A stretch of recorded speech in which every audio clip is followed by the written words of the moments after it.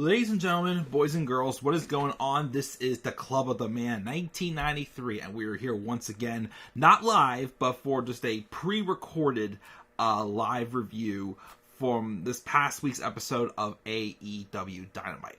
I plan on trying to go live again for SmackDown. It's just, just time constraints and whatnot. But anyway, so I am here, I can't stop saying live. But I'm here to briefly talk about this past week's episode of AEW Dynamite, which was the December 7th, 2022 edition of Dynamite. It is the go-home show to next week's Dynamite special called Winter is Coming, which that's the third year in a row, of course, that we have had that. And it'll be headlined by MJF defending Triple B versus Absolute Ricky Starks, The Pebble, and Maxi Pad, as we got from the promo this week. We're going to just go over quickly what happened on the show. It took place in Austin, Texas. And I personally thought it was a really good show. It feels like the storytelling aspect. The booking, it's starting to, make its way back to AEW. And, I know there's been a lot going on, the second half of the year with AEW.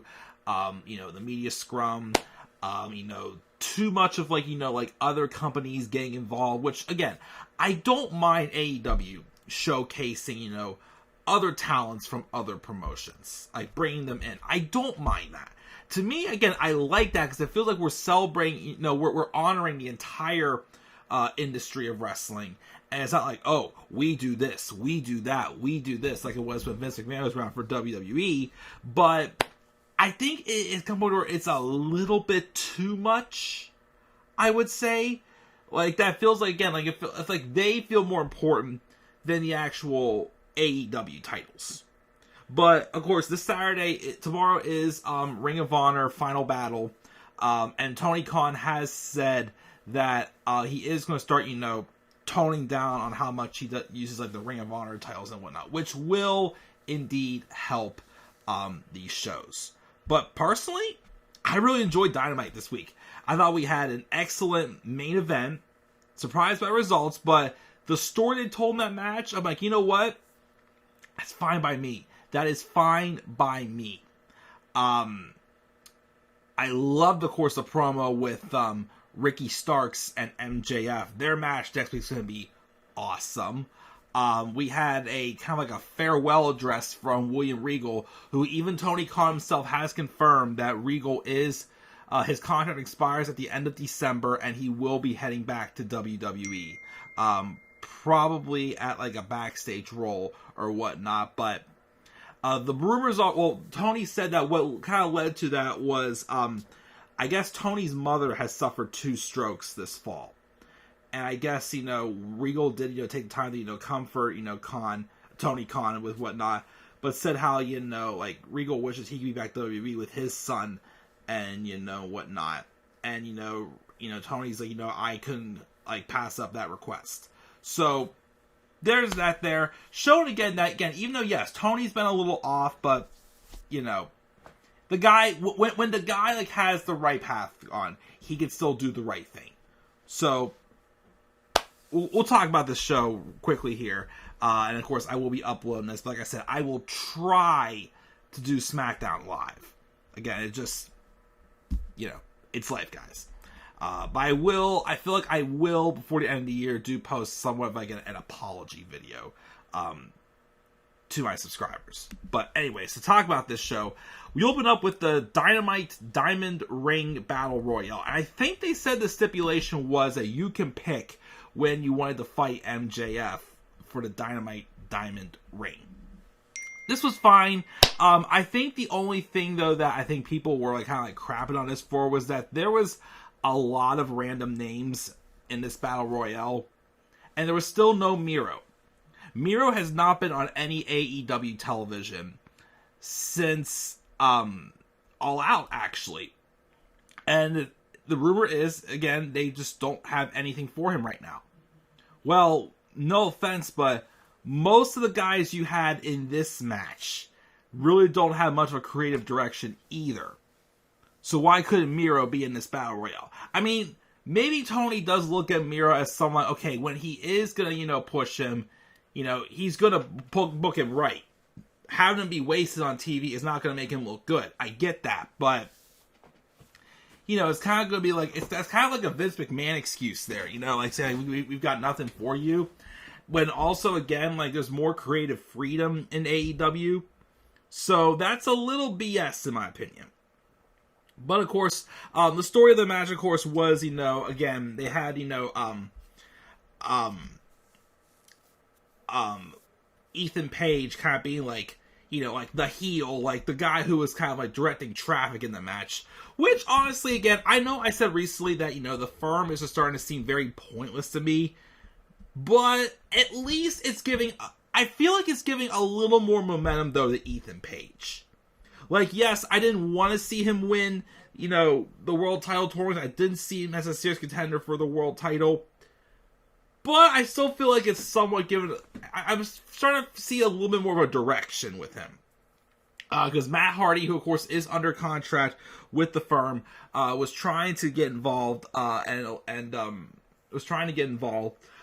help, Ethan Page, as he had to orders for him and flubbed eventually, and Ricky Starks was able to win the Battle Royale as we expected. Afterwards, though, MJF made his way out, and I do have to talk about this promo. He says, a little birdie told him Bryan Danielson is a no-show tonight, and it's because he's terrified of him. After what he did to his boy, Billy Regal. He's a bad, bad man. That's why in a week's time, he's going to be a 4-time Dynamite Diamond Ring champion, and he's still going to be world champion. He then addresses Ricky. He called him Richard a few times, actually. And he says, people treat him like some unheralded god of pro wrestling. But compared to MJF, he's the drizzle shits. Or should he say, he's a Rudy Poo candy ass, since Starks has stolen everything from that guy, and he's nothing more than a dollar store Dwayne. So he's going to call him the Pebble, which of course referring to how people are comparing Ricky Starks to a young Rock. Next week, he's going to put that Pebble in his pocket, hop in his brand new Porsche, and drive him all the way back to Billy Corgan's NWA so he can wrestle on YouTube where he belongs. He don't care that he's absolute because he's a generational talent and his reign of terror has just begun. Then Ricky gets on the microphone and calls him Maxi Pad, says, you should have expected a 5th-rate Roddy Piper wannabe to come out here to try to steal a spotlight. Oh, you trashed the city. You trashed the people. How much more shtick you got because the low-hanging fruit is running dry. Every week MJF comes out here smelling like paint thinner and ass. And he basically says his clothes don't fit and he thinks he's better than Ricky Starks. Everything about MJF is cheap. His suits, his heat, and he's our AEW World Champion. That's how it comes with responsibility. And MJF knows nothing about responsibility. The difference between them is that he gives the people a reason to keep cheering. MJF, though, lets everyone down every time. He can run off because he got out politicked by someone smarter than him, but Ricky's here every week. And MJF avoids pressure. Starks takes pressure in. He does the meet and greets. Besides his nose being a lot darker than the rest of his body, Ricky lives with dignity and respect. Well, of course, he was referring to whatever MJF didn't show up for that meet and greet in May for Double or Nothing. He was living in his car in South Austin. He was grinding. And MJF thinks that just because he pays people and kisses asses, he can get whatever he wants? Next week, though, is a big deal. Next week, he's going to stomp the ball off his neck, stomp his ass hole in, and he's going to take that title, do him a favor that he's never done in his life. Take away the responsibility from his plate. And then, of course, MJF's like, okay, fine. And then he low blows Ricky Starks. And then he goes for a lariat, but then Ricky ducks it. And then hits a spear on him to end the promo, which was very nicely done, of course. A very nice promo. Yeah, like kind of like the crowd was really behind Ricky, of course. As, of course, he should have. Again, I've really, like, the momentum I'm feeling for Ricky Starks right now since he's turned face is kind of how I felt whenever they turned Drew McIntyre face. Like, you instantly felt like he was connecting. So, yeah, I thought this was definitely Ricky's best promos for sure so far. Like, he's one of the few guys that kind of like put MJF in his place. Like I remember back, I think it was a year ago, whenever they started a feud with MJF and Darby Allin for Full Gear. I remember Darby cut this promo where it felt like Darby had outdone MJF on the microphone, which again is not that often. Ricky Starks, though, this week did outdo MJF on the mic, but it was a very great promo. Definitely one of my favorite promos of the year for sure. Then we get a recap of Darby Allin, though. Speaking of the devil, how he's felt lost since he lost the TNT title, and Samoa Joe had to bury him to keep him away from it.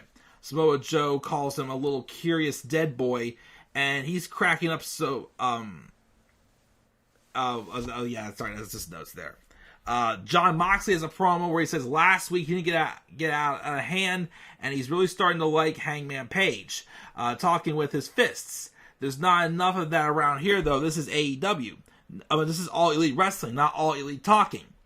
This is the Sport of Kings, and tonight he and Wheeler and Claudio, this weekend, they bring back 100 proof ass-kicking pro wrestling. And he's done with the JAS, and he's going to be out there to ensure there's no sports entertainment shenanigans. And if Heyman wants another piece, he knows where to find him. Obviously, I guess they're hyping up something longer term. Like, they could be doing it like New Year's Smash or Beach Break, or hey, could be a hype for a match at Revolution, maybe. One-on-one, no title involved, cool with me. Darby Allin and Samoa Joe did have a very, very great match, of course, too, as well. I like the spot where I think Darby went for a suicide dive, and then Joe did like the suicide. He's like, nope, just like calm, just like walking away from it, and Darby just like dives like into the barricade with that and whatnot. Very dangerous spot, but it just summarized both into a T. But these two again had phenomenal chemistry. They gotta have another match on pay-per-view, I think. Joe wins though with referee stoppage when I think he got Darby to pass out with a coquina clutch. So that happens there. Afterwards though, Darby though still gets up and he shoves Joe, and they start brawling until Wardlow comes out. I think actually Samoa Joe hit a muscle buster on Darby Allin, landing Darby's back on the wheels of his skateboard, which kind of hurt. And that did lead Wardlow to come out to confront Samoa Joe. I think Joe has a match though tomorrow at Random of Honor Final Battle against Juice Robinson. Random, but okay. So we have that. Orange Cassidy's being interviewed backstage, and he sees Kip Sabian. And then he's like, yo, you want a match for the title? And Kip's like, no, I got hurt in a battle royale. And Orange tells him, go find someone who can fight me Friday on Rampage. So we'll find out, of course, who that is. We also had a good match with Claudio and Wheeler taking on Jericho Appreciation Society's Daniel Garcia and Jake Hager. Can we please get rid of that stupid hat on Hager? Because it's really not funny anymore. I don't like that. But Blackpool Combat Club, a great match. They win with a Swiss death from Claudio Castagnoli on Jake Hager. Afterwards, though, Tony Schiavone gets in the ring to show us an interview he did with William Regal weeks back that he thinks might shed some light on recent events that have happened with the Blackpool Combat Club. This segment, this promo kind of like... You ever watch those, like, movies or segments where it feels like okay, for example, those of you who watch Law and Order Special Victims Unit, during the 500th episode, they brought back Nick Amaro for that episode, Danny Pino, who played him, and the last time you saw him on TV in that episode, him and Olivia Benson got in an argument. At the end of the episode, you see Olivia call Nick to apologize. Of course, he doesn't appear on screen after that, of course. But it was kind of like that gut feeling moment. Like, you felt like, the friendship and, you know, like what they meant to each other, basically. This kind of felt like something like that. Like, it was a little, like, you know, heart-jerking one, because we all know that Regal's out the door, but it was kind of like a farewell address he gave. But the video was Regal being interviewed by Tony Schiavone, and he says people will only see this if something bad happens to him. Which, of course, hearing that and see how he got written off, it's like, again, it feels that way. It's like, you know, it's like, you know, it's like someone getting written off of television, basically. He says he took great exception to what MJF did to Tony, and he's mad about emails, so he gave him what he wanted. He's world champion. Be careful what you wish for, because everybody in this company will be chasing him. He realized months ago that he was surplus to requirements to the Blackpool Combat Club, but he knew they wouldn't let him go. So he wanted to show them he could go, and they could teach Wheeler Yuta and make him the best wrestler he can be. And they'll see what he does and take to example. This is his final lesson. Always stay one step ahead and always keep eyes in the back of your head.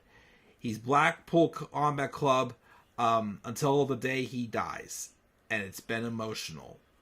Which is basically his farewell address he basically gave. Which, again, I feel like did have like kind of like that heart like wrenching, like, you know, like you know, tugging, like, you know, feel to it. It was a very well like you know, like farewell address to, like, you know, with the book Regal off of TV as he heads back to WWE. But back in the ring, though, Mox and Claudio are confused and then collect themselves. And then Mox says he only knows one thing for sure. The three men in the ring live and breathe pro wrestling. You can call them whatever you want, but at Final Battle, this war with the JAS is over. Mox says he's making an open challenge at Rampage and at Final Battle. And, of course, Claudio and Wheeler will make their statements as well in their matches. We get a vignette with the House of Black Falls where they declare war on anyone that has an issue with them and issues a challenge for next week. We have Tony Schiavone having a sit-down interview with Jamie Hayter, who says she's the division, and the division's getting interesting. But she's on top of the totem pole, and she's going to do her job and defend the title. Whoever wins out of Hikaru Shida and the Bunny on Rampage gets a shot at her because she's the fighting champion. Probably more so Hikaru Shida. That'd be an interesting match. Hikaru Shida and Jamie Hayter for sure. We then had a random 6-woman tag match with Jade Cargill and the baddies Layla Gray and Red Velvet versus former baddie Kiera Hogan, Madison Rayne, and Sky Blue. A decent match, you know, with, you know, different, you know, some different names that you don't get to see on TV quite often for the women. Of course, Jade Cargill and the baddies win with Jade hitting the Jaded on Madison Rayne. Tony Schiavone interviews Saraya, but then Dr. Britt Baker rolls up and congratulates Saraya on the biggest win of her career and promises her it won't happen again. She says Saraya came to AEW and her first match was pay-per-view against the biggest star on the show. And she has plane tickets for January 11th, where Saraya can either sit in the front row or she can have a match. But not against Britt in the singles, but in a tag match with her and Jamie. Ooh. I wonder, of course, who she would have pick as her partner. I mean, a lot of people say Toni Storm. Let's just be real. So, I am going to do a separate video on this. And it's, as of today, it's no secret that Sasha Banks, or Mercedes, however you pronounce her last name, I get used to saying it now, is apparently going to be wrestling at Wrestle Kingdom 17 for New Japan. Would it be something very fulfilling if she was Saraya's tag partner? Because remember, she's the one who people say is the one who ended Saraya's career because of that neck injury. That spot that caused the neck injury to end Saraya's career. Wouldn't that be very fulfilling? Just my opinion. But you never know, but it could be somebody else for all we know. Or maybe it'll be Thunder Rosa coming back. Who knows? Maybe. Could be. I don't know. And then the main event was a tag title match with the Acclaimed and FTR for the AEW World Tag Champs. And apparently this match was made official on Rampage last Friday, and this match was awesome. It was a very awesome match. Now, of course, when the match first happened, I thought, okay, this is probably where FTR is going to win the titles. So I thought, you got to give them the titles if you're going to have them win all the belts except for the AEW World Tag titles. Well, to my surprise, the Acclaimed retained. I believe it was clean. They retained clean over FTR. And of course, they had the sign of respect afterwards, but it felt like one of those moments, like the match felt like where it was like, okay, FTR is great. But it also told the story that, you know, even though FTR is probably the best tag team of 2022, they put over the Acclaimed, who, you know, definitely earned their way from the bottom up.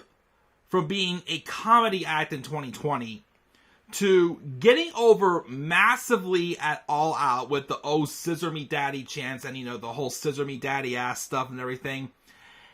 It was kind of like a way of like, hey, we're great, but so are these guys too. And I think it was definitely a great way to kind of like, you know, show that the Acclaimed are legit on top, which was nice to see. But after the sign of respect was over, the Gun Club came up on the screen, and apparently it was announced that we're going to be getting the third match between FTR and the Briscoes for the Ring of Honor tag titles at Ring of Honor Final Battle, and it's going to be in a double dog collar match. Cool. I mean, I'm not going to be watching it, but I've heard they've had 2 match of the year candidates, so that's probably going to be gory or crazy, but we'll see. But guys, that's going to do my review for Dynamite. I gave the show a B+. Lots of stuff to enjoy, and I'm really looking forward to Winter's coming next week. Like I said, I'll hopefully be live for SmackDown, but we'll have to, of course, you know, just wait and see as it gets there. So guys, B+ for SmackDown. What are your thoughts? B+ for Dynamite. What are your thoughts on Dynamite this week, guys? Make sure you have thoughts down in the comments section below. And be sure as always to slap a like on the video and subscribe for more content on my channel. Follow me on Twitter as well at the Club of the Man 1993. Until then, guys, I am checking out. I'll catch you all later. Have a great rest of your night. Peace out, everybody.